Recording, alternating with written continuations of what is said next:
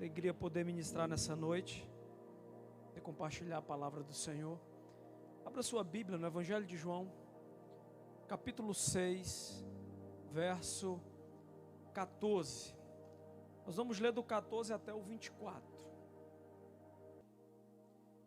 Depois de ver o sinal milagroso que Jesus tinha realizado, o povo começou a dizer: sem dúvida, este é o profeta que deveria vir ao mundo.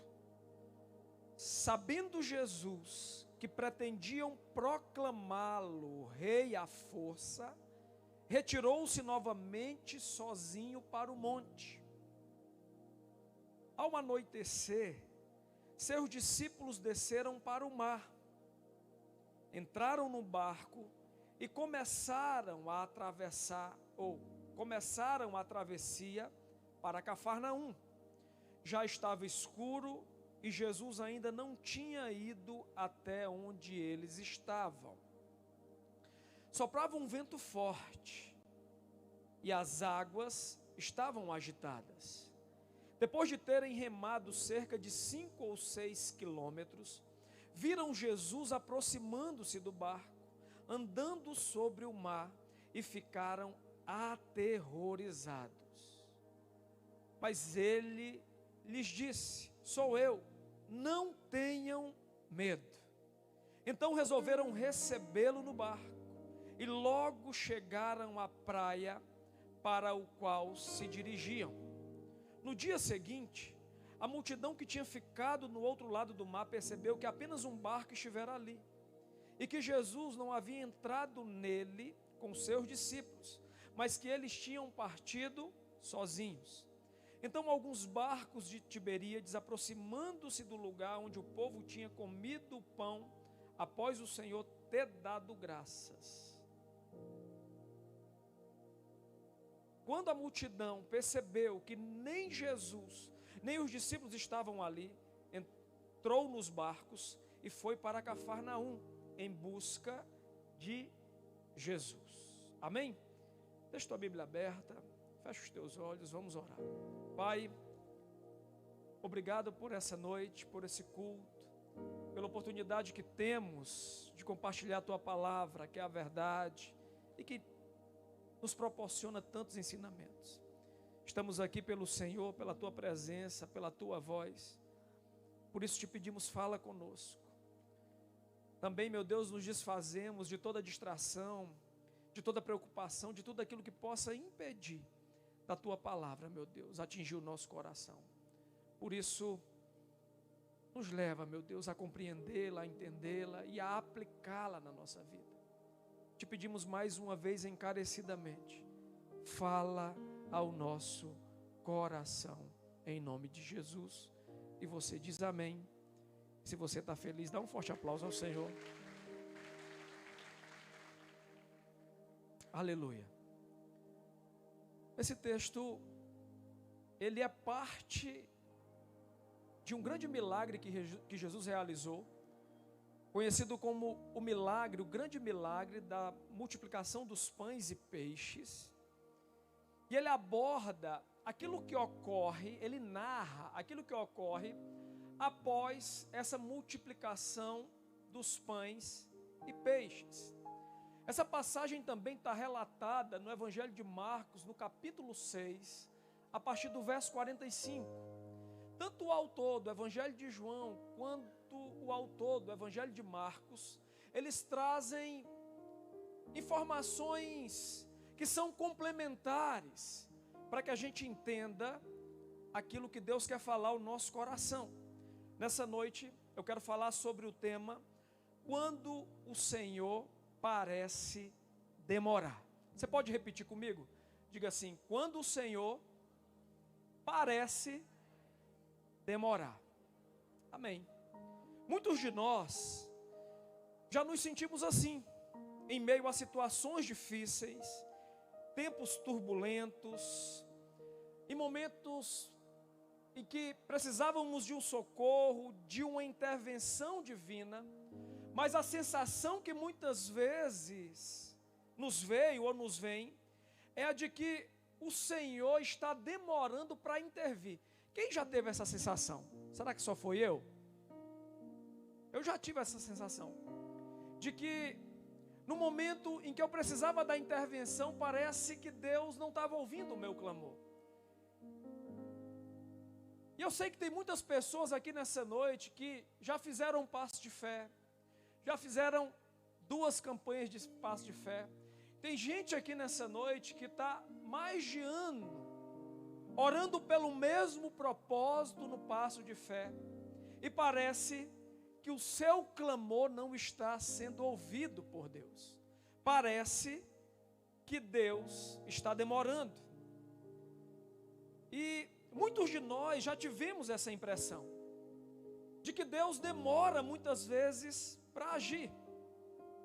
Mas o que o texto nos fala aqui, é que os discípulos de Jesus, eles estavam num lugar, e Jesus faz um grande milagre. Ele pega 5 pães e 2 peixes, e diz o texto que ele alimenta, nos versos anteriores, ele alimenta aproximadamente 5.000 homens, que equivalem a 20.000 pessoas, aproximadamente. E eles presenciam esse milagre fantástico, sabe, excepcional. E após Jesus operar esse milagre tremendo, o dia já estava findando, a multidão já estava alimentada, e diz o texto que aquela multidão, ao ver os milagres que Jesus operava, a autoridade de Jesus em realizar milagres, em fazer prodígios, eles então decidem proclamar Jesus como rei, contra a sua própria vontade. Ele diz: não é esse o profeta? Sabe, vamos proclamar Jesus rei de Israel, vamos levantar aqui um reino, um reinado, e Jesus vai reinar sobre nós. Jesus então, inesperadamente, ele dá uma ordem aos seus discípulos. Quando nós abrimos essa mesma passagem no Evangelho de Marcos, capítulo 6, verso 45, projeta para mim, o texto diz que logo depois de operar esse milagre, Jesus obriga, o texto fala, e logo obrigou os seus discípulos a subir para o barco e passar adiante para o outro lado, a Betsaida, enquanto ele despedia a multidão. Então, após todo esse processo de milagre, as pessoas querendo aclamar Jesus rei, Jesus então dá uma ordem aos seus discípulos. Parece que Jesus queria que seus discípulos saíssem dali, que eles não ouvissem essa loucura que as pessoas queriam fazer, porque Jesus não veio para reinar num reino físico. Quantos entendem isso? Jesus veio para morrer na cruz pelos nossos pecados, e para que toda a autoridade novamente fosse dada a Ele, restaurada em suas mãos. Então, o dia estava findando, a multidão estava alimentada. Jesus dá essa ordem expressa aos seus discípulos, e aqueles homens então entram no barco em direção a Cafarnaum, não por sua própria conta. Eles foram compelidos por Jesus a entrar no barco e a atravessar aquele mar, chamado Mar da Galileia. E como era o final da tarde, aquela travessia talvez durasse algumas horas do período da noite. Agora, nós precisamos observar que Jesus não pede aos seus discípulos, Ele não sugere, Ele não aconselha os seus discípulos a passarem para o outro lado do mar, ou entrar naquele barco. Jesus, Ele os obriga. E os discípulos, sem escolha, então, decidem obedecer Jesus. Agora, quando eles decidem a obedecer Jesus, preste atenção. Quando eles decidem obedecer Jesus, eles decidem o quê? Obedecer. Eles entram no barco, Jesus não vai com eles, ele vai para o monte orar. E então, diz o texto que ventos fortes e ondas começam a soprar, a bater contra o barco. Aqueles discípulos, em obediência a Jesus, eles são empurrados para o centro de uma terrível tempestade. E aqueles ventos contrários começaram a impedir com que aqueles homens continuassem, avançassem naquela viagem. Aqueles homens eram pescadores experientes, estavam naquele momento já há horas lutando contra a força daquela tempestade, completamente exaustos, muitos deles temendo pelas suas próprias vidas. Eles haviam saído, no final da tarde tudo estava calmo, e estavam remando até a última parte da noite, porque no texto de Marcos, lá no capítulo 6, o texto diz que na quarta vigília da noite, isso significa depois das 3 da manhã, Jesus aparece para eles já exaustos, temendo pelas suas próprias vidas. Jesus aparece caminhando sobre o mar. E eles temem porque eles não reconhecem a Jesus. Eles ficam atemorizados. Jesus diz: calma, eu estou aqui, não tenham medo. E diz o texto que Jesus então, aquela tempestade se acalma, Jesus a acalma, e eles seguem até a outra margem. O que chama a atenção é como nós podemos explicar algo assim, em que homens em obediência a Jesus entram no barco, vão para o meio de um mar e acabam sendo acometidos por uma terrível tempestade. Uma pergunta que nós precisamos fazer nessa noite é: por que Jesus permitiu que eles fossem apanhados de surpresa por aquela tempestade, mesmo que andando em obediência? Por que Jesus demorou tanto tempo? Ou seja, se eles entraram no barco às 6 da tarde, que é o horário que a tarde estava findando, e Jesus aparece para eles por volta das 3 da madrugada, significa que aqueles homens ficaram 9 horas dentro de um barco lutando pelas suas vidas, sem avançar, avançando muito pouco, cansados, exaustos, com medo. Por que Jesus permitiu com que tudo isso lhes ocorresse? Por que Jesus demorou 9 horas para socorrê-los? Será que Jesus não conhecia a aflição daqueles homens? Por que Jesus, entre aspas, demora para agir? Talvez você se pergunte nessa noite também. Por que Jesus demorou? Ou por que Jesus tem parecido demorar na causa que eu tenho apresentado a Ele há tantas semanas, há tantos meses ou há tantos anos? Talvez essa noite você se pergunte, porque muitas vezes você se encontra no meio de uma crise, de uma dificuldade, mesmo caminhando em obediência. Talvez nessa noite você tenha chegado aqui e a partir desse texto, você também se pergunte por que muitas vezes você e a sua vida são balançadas por ventos maiores, mesmo que caminhando em obediência a Jesus, sendo um cristão, sendo um servo de Deus.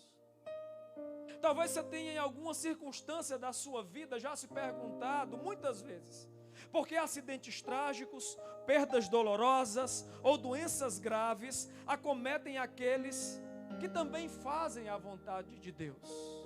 Quantos já fizeram essas perguntas para si mesmo? A verdade, queridos, é que muitos de nós tendemos até o seguinte pensamento, de que quando andamos em obediência, a nossa vida vai ser perfeita. Nós temos essa tendência de achar que porque um dia entregamos a nossa vida para Jesus, não passaremos por aflição. Nós temos a tendência a pensar de que quando eu caminho em obediência, o sucesso total, vai acontecer sempre na minha vida. Tendemos a pensar que nunca viveremos adversidades. Mas eu sinto dizer a você, nessa noite, que esse pensamento não é verdadeiro. Quantos estão entendendo? Quantos estão entendendo que a vida cristã não é um mar de rosas? Que ela está mais para uma vida de guerra, de luta, de provação, de crescimento da fé e de perseverança, do que uma luta, sabe, uma vida sem nenhuma adversidade. Quantos entendem assim? E se você chegou aqui nessa noite, nesse passo de fé, enfrentando adversidades, você precisa entender e precisa aceitar que, mesmo em obediência, haverão tempestades na vida. Que mesmo em obediência, as tempestades elas acometem a todos, tanto o ímpio quanto o justo. E Deus quer te fazer nessa noite entender mais ainda, que muitas tempestades, não todas, algumas vêm pela desobediência como a de Jonas, amém?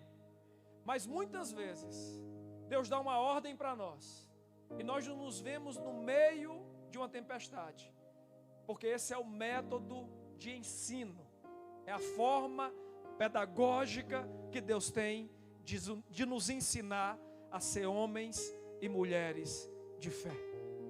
Quantos são homens e mulheres de fé? Eclesiastes capítulo 9, verso 2 diz: tudo sucede igualmente a todos, o mesmo sucede ao justo e ao ímpio, ao bom e ao puro, como ao impuro, assim ao que sacrifica, como também ao que não sacrifica, assim ao bom como ao pecador, ao que jura, como ao que teme o juramento. Nós precisamos entender nessa noite que muitas vezes viver problemas não significa que estamos fora do propósito de Deus. Nós precisamos entender que, mesmo passando por problemas, o Senhor não está indiferente à nossa dor. Jesus sabia exatamente onde aqueles homens estavam, o que eles estavam passando, mas nada havia fugido do controle de suas mãos.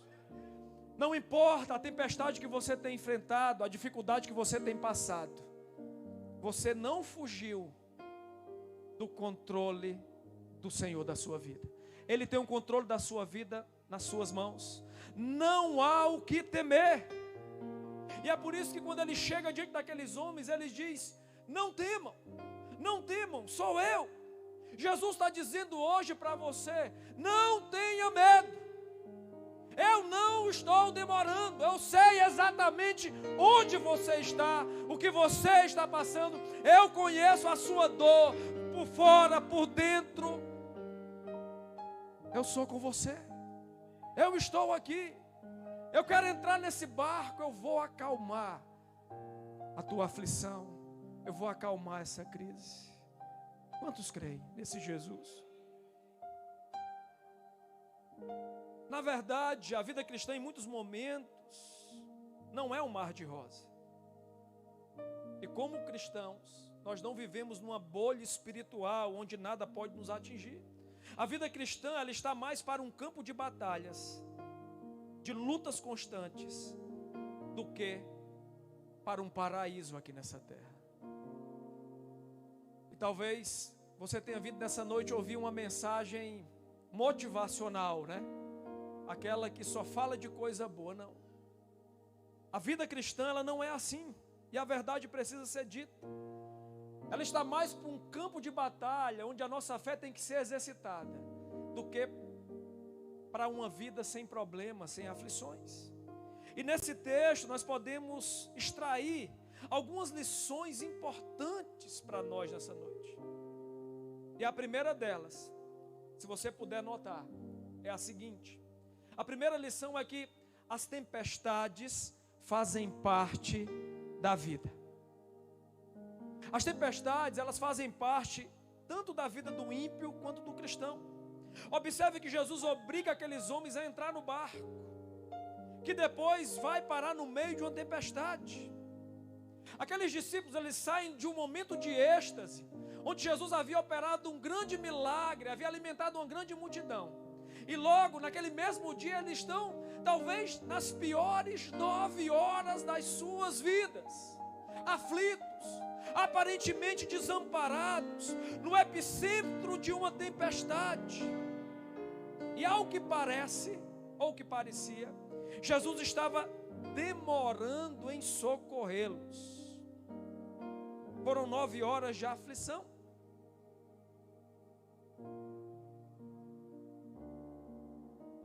E quando nós olhamos para a palavra, nós vemos que essa não é a única passagem que nos mostra que as tempestades fazem parte da vida. Porque Jonas, em desobediência a Deus, também enfrentou uma tempestade. Lázaro, aquele a quem Jesus amava, o seu amigo íntimo, também enfrentou uma tempestade, uma enfermidade que ceifou a sua vida. Davi, quando jovem, foi ungido rei, mas durante muito tempo da sua vida, por praticamente todo o reinado de Saul, ou grande parte desse reinado, Davi foi perseguido. E talvez Davi se perguntasse: como eu, sendo ungido, já fui escolhido, tenho que agora aceitar, suportar a perseguição desse homem contra mim?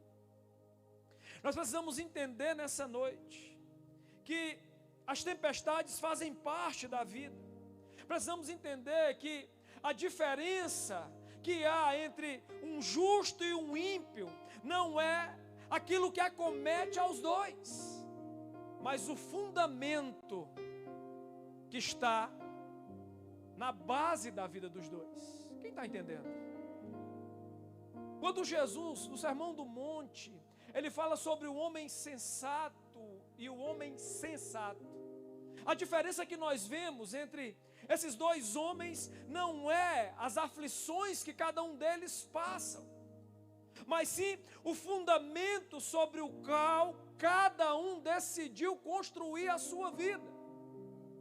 Portanto, as aflições fazem parte da vida, mas o resultado de uma aflição vivida, ela vai depender de quê?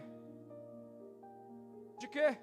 Diga: do fundamento, de onde você está firmado, de que princípio você tem vivido, de como que está a sua fé em Jesus.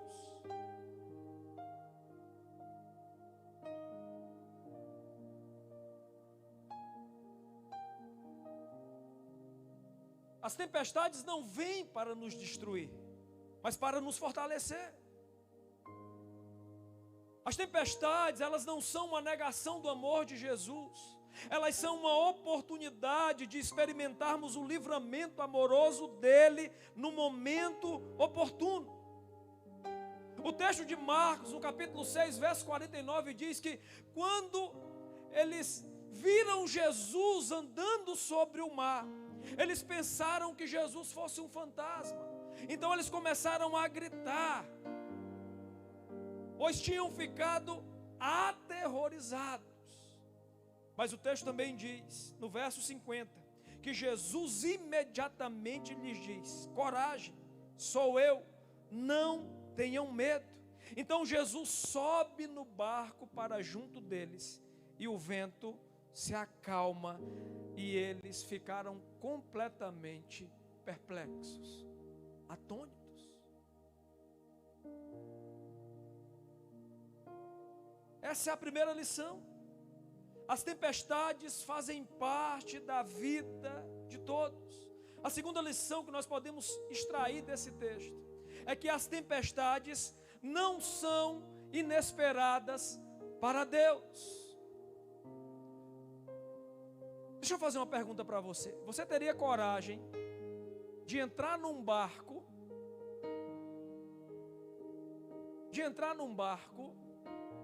sabendo que esse barco vai enfrentar uma tempestade? Não. Aqueles homens, eles entram no barco e eles não são avisados por Jesus do que os esperava. Quem está entendendo? Pode tirar o aviso, está tirando a atenção. Nenhum de nós seria louco, né? de entrar num barco sabendo que ele poderia ir a pique. Mas embora aqueles homens tivessem sido pegos de surpresa em meio àquela noite terrível,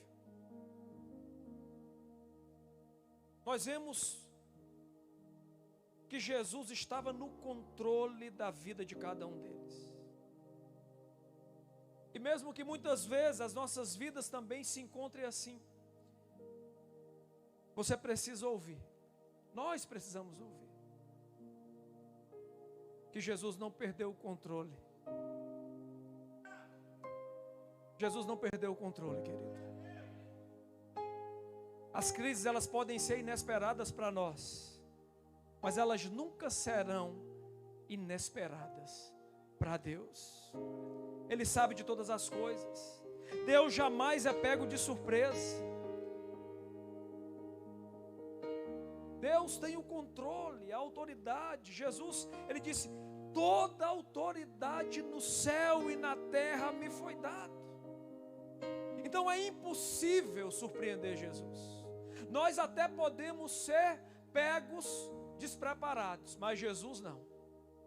Olha para o irmão que está do teu lado e diz assim: querido, você pode até enfrentar problemas que você jamais pensou que poderia enfrentar, mas Jesus jamais foi pego inesperadamente. Ele tem um controle da tua vida, dessa tempestade também, nas suas mãos. Quantos creem nesse Jesus? Aplauda o Senhor.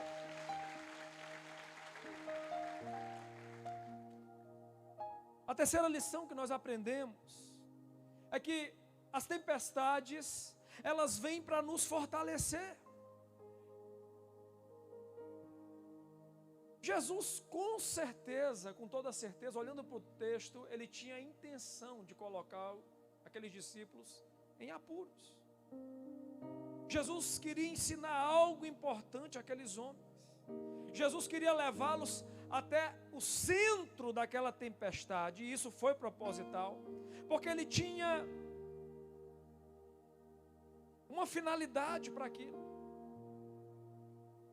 E o que salta aos olhos é que Jesus, de fato, queria fazer aqueles discípulos crescer, amadurecer. Jesus queria fortalecê-los na fé. Observa que alguns daqueles discípulos de Jesus talvez estivessem dando ouvido àquilo que aquelas pessoas estavam falando. Vamos levantar Jesus rei aqui nesse lugar. Talvez algum daqueles discípulos pensassem que Jesus estabeleceria um reinado físico aqui. Que ele tomaria o lugar, de quem governava sobre Israel. E Jesus, para livrá-los, para tirá-los desse ambiente, Jesus decide impeli-los para dentro do barco. Depois, Jesus queria ensiná-los também sobre fé, sobre perseverança. Jesus queria fortalecê-los. Jesus queria fazê-los sentir dor, angústia, não porque não os amava, mas porque muitas vezes as crises, as dores, as angústias nos preparam, nos fortalecem, nos preparam para momentos maiores. Quantos creem assim? É verdade. Cada dor, cada angústia é uma oportunidade que nós temos de exercitar e fortalecer a nossa fé.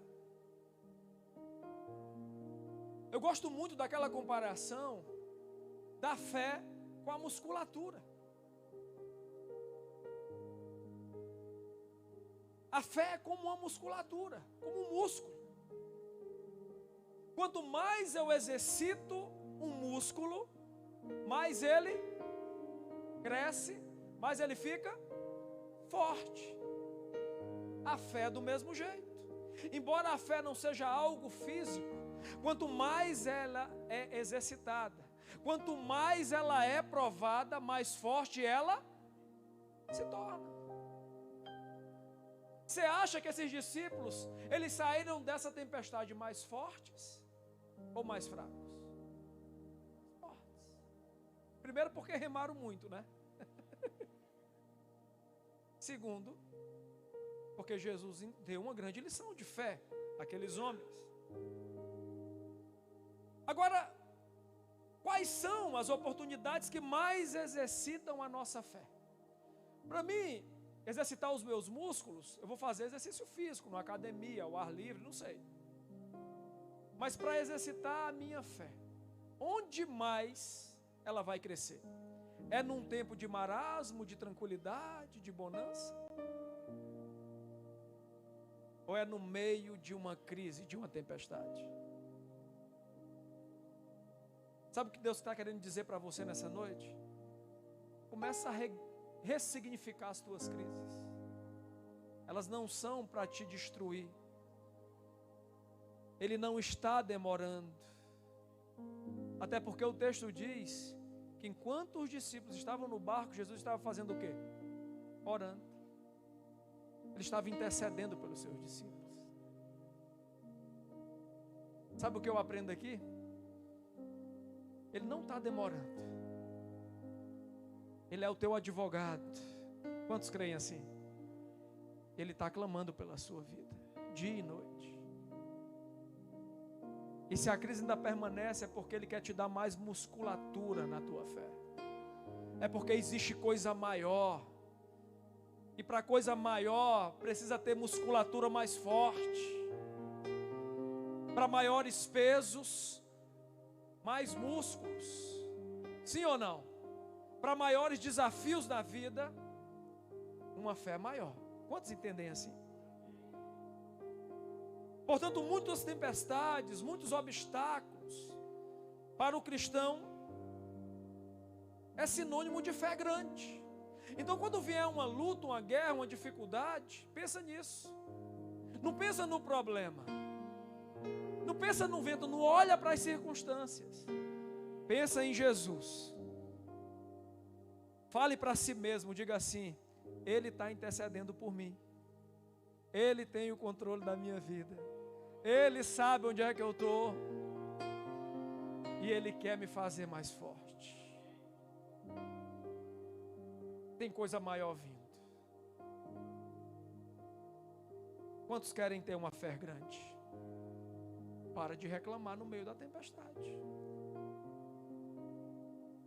Por último, a última lição que nós tiramos desse texto, dentre muitas, é que Deus não se apressa e nem se demora em agir.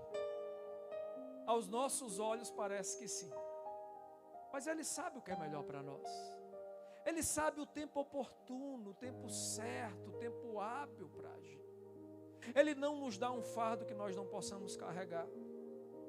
Ele não tira de nós aquilo que Ele mesmo não é capaz de oferecer. Deus é assim. E se muitas vezes Ele permite que nós permaneçamos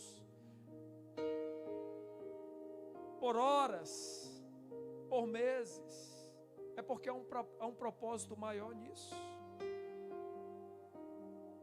Olhando para esse texto, nenhum fato nos deixa mais aflitos do que vermos a demora de Jesus em agir. Esse era o drama, a dificuldade daqueles discípulos. Eles estavam sofrendo há 9 longas horas. As ondas açoitavam o barco. Provavelmente estavam molhados, com frio, cansados, com medo de morrer. Essas, sem dúvida, foram as 9 horas mais longas de suas vidas até aquele dia. E nós vemos também na vida de Marta e Maria esse drama. Porque Lázaro, a quem Jesus amava, estava enfermo. E elas mandam um recado para Jesus. E elas esperam um dia, 2 dias. Lázaro morre. terceiro dia, Lázaro é sepultado. E nada de Jesus chegar. A gente pensa assim, porque quando alguém que a gente ama está passando por alguma coisa, nós corremos. Sim ou não? Um filho adoece, meu Deus. Você pode sentir dor, mas um filho adoece, você corre para o médico, corre para o hospital, dá um remédio. Sim ou não? Mas Jesus não é assim.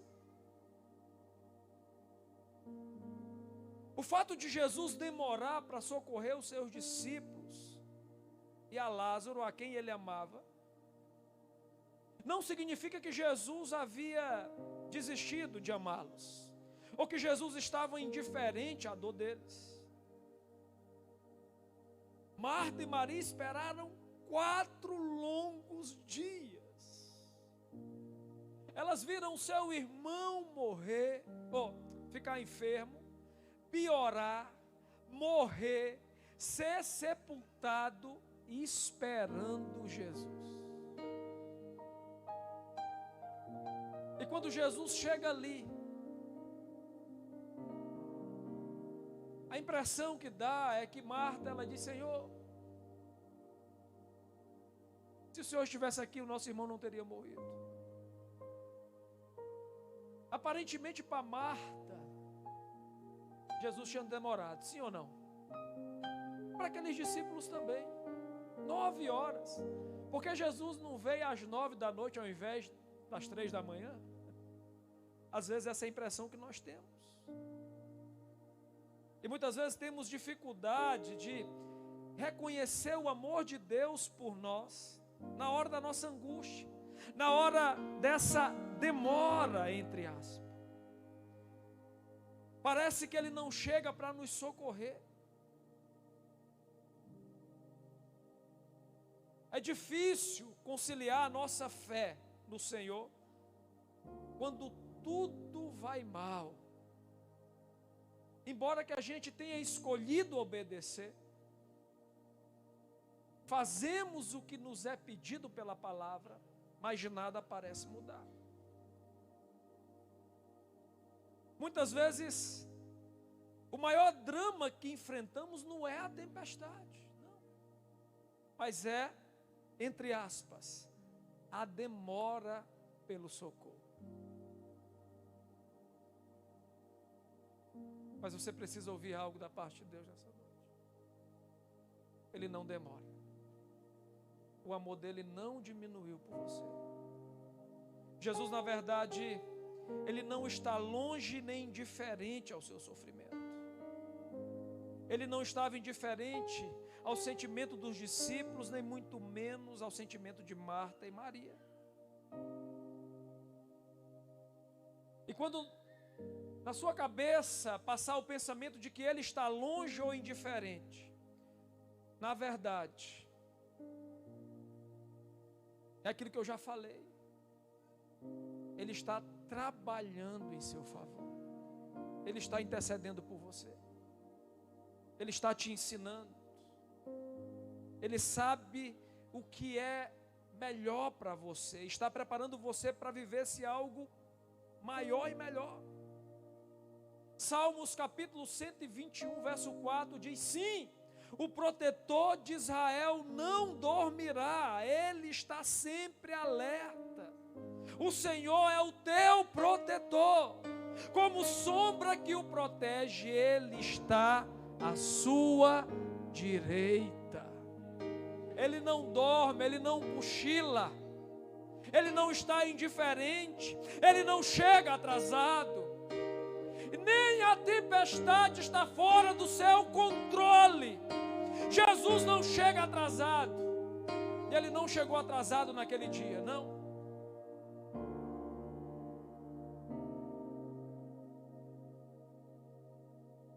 Ele não chegou atrasado em Betânia, porque Lázaro morre. 3 dias já haviam se passado. Estava no 4º dia, na verdade. Já fedia. Ele diz: tirem a pedra. Ele diz: Lázaro, sai para fora, sai daí. E Lázaro levanta. E um homem que estava morto há dias é ressuscitado. Muitas vezes Jesus parece demorar, porque o milagre que ele tem para fazer é muito maior. A ressurreição de Lázaro foi um milagre mais notório do que a cura de qualquer enfermo. Talvez se Jesus tivesse acalmado aquela tempestade no início, o testemunho seria menor. E ele espera aquelas horas para ensinar, mas também para dizer para os discípulos: eu tenho autoridade sobre os mares, sobre os ventos. Jesus sabia que Lázaro havia morrido. Quando ele recebe o recado, ele diz: essa enfermidade não é para a morte. Jesus sabia, se você pegar o texto você vai ver. E o que nós entendemos é que Jesus sabe onde nós estamos. Jesus sabe como nós nos encontramos. Mas Ele sabe também para onde Ele vai nos levar.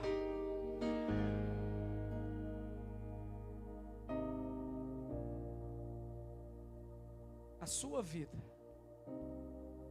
e tudo o que envolve a sua vida está no controle das mãos dEle. Ele não está demorando, Ele não se atrasa e nem se adianta. Ele sabe o momento certo de agir. Se você crê assim, fica de pé no teu lugar.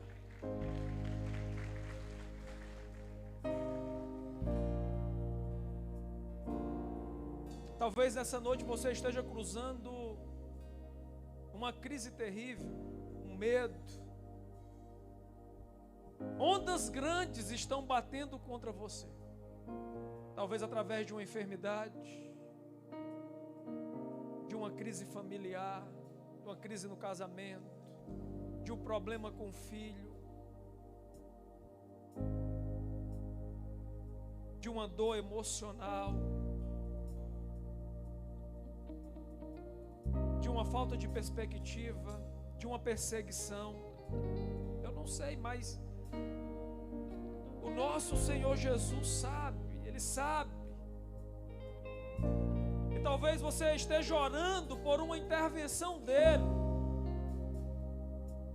há horas, há dias, há anos. E aparentemente, quanto mais você tem orado, mais a situação tem se agravado. Quanto mais você tem orado, mais os seus sonhos têm se adiado. Mais distante está aquilo que você tem buscado. Não fique desanimado.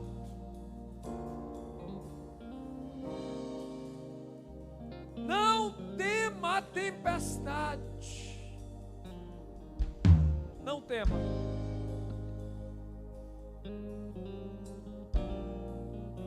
Jesus sabe o que você tem passado, aonde você está. Ele ama você. Ele não dorme e nem cochila. Ele está vendo você. Ele está vendo a sua dor. E no tempo oportuno, Ele vai agir. Quantos creem assim? Digam amém. Ele vai agir. Quantos creem que Ele vai agir? Quantos creem que Ele age no tempo oportuno? Quantos creem assim? Você que está iniciando o teu passo de fé, vem até o altar. Pode vir. Você que vai iniciar hoje mais um passo de fé.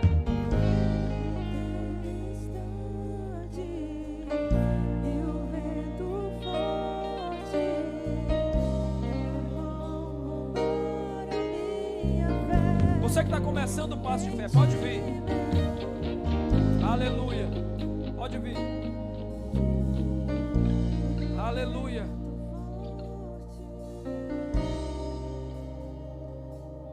Peça para o Senhor agir nessa noite na tua vida. Fala para Ele que você entende.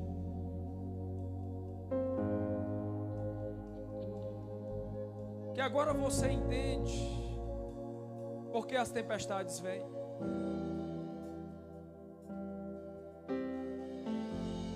Põe a mão no seu coração. Eu quero te ajudar numa oração nessa noite. Diga assim: Senhor Jesus, hoje eu entendo que as tempestades fazem parte da vida de qualquer pessoa, de que as tempestades, Senhor, podem me acometer, mesmo eu caminhando em obediência, e se elas sobrevêm sobre mim, é porque há algo que o Senhor quer me ensinar, que o Senhor quer forjar em mim. Senhor, eu entendo que as tempestades não são inesperadas para o Senhor. Talvez para mim elas me acometam inesperadamente, mas ao Senhor não. Diga: porque nada foge ao teu controle. Diga: Senhor, eu entendo que as tempestades vêm para fortalecer a minha fé, que como musculatura precisa ser exercitada. Diga: Senhor, fortalece a minha fé, ressignifica na minha mente toda aflição, toda dor, todo medo que eu tenho passado. Aumenta a minha fé, Senhor. Eu vou resistir, eu vou perseverar, porque o Senhor é o meu Deus e não me abandonou. Diga: o Senhor é o meu Deus e não demora. O Senhor não se apressa. Diga: o Senhor não se adianta. Diga: o Senhor, eu sei, age no momento oportuno, no melhor momento. E eu creio, Senhor, que na minha vida, no momento oportuno, no momento certo, o Senhor vai agir, o Senhor vai me livrar, o Senhor vai me curar, o Senhor vai me libertar, o Senhor vai concretizar aquilo que o meu coração tem sonhado em Ti. Ouve, Senhor, a minha oração.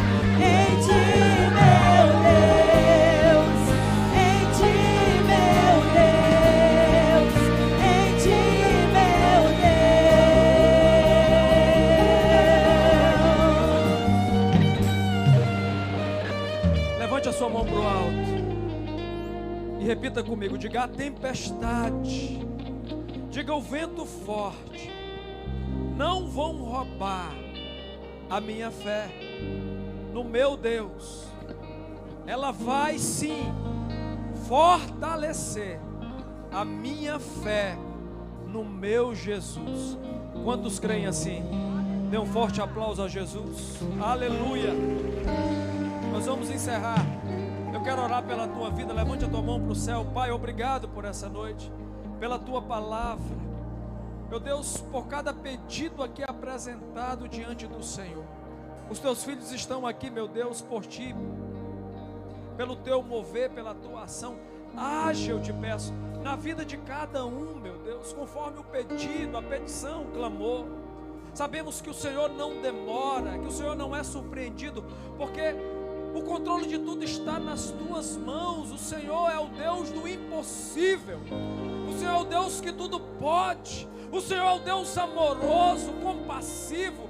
Escuta, ouve, meu Deus, atentamente o clamor de cada um dos teus filhos e age em favor de cada um, meu Deus. Eu te peço que o sangue do teu Filho amado Jesus, derramado na cruz através de cada um dos 7 derramamentos, Que este sangue precioso seja aplicado agora, Senhor, sobre a vida dos teus filhos, sobre cada vida que aqui está, sobre cada homem, cada mulher, cada jovem, cada adolescente, cada criança. E que as conquistas da cruz, através deste sangue precioso, se manifestem, meu Deus, sobre a vida dos teus filhos, eu te peço. Guarda a vida de cada um, guia os seus passos, livra-os, meu Deus, de tropeçar contra o Senhor, guarda o caminho, guarda a casa, a vida, a família, o trabalho, abençoa-os, meu Deus, em tudo que o Senhor confiar em suas mãos. Nós declaramos, meu Deus, uma semana de vitória, de paz, de conquista, meu Deus, de resiliência na vida de cada um. É o que te pedimos nessa noite, em nome de Jesus. Levante a sua mão direita para o céu. Que a graça do Senhor Jesus, o amor de Deus e a comunhão com o Espírito Santo seja com você hoje, para todos sempre. E você diz amém. Mais um forte aplauso a Jesus. Que Deus te abençoe, querido.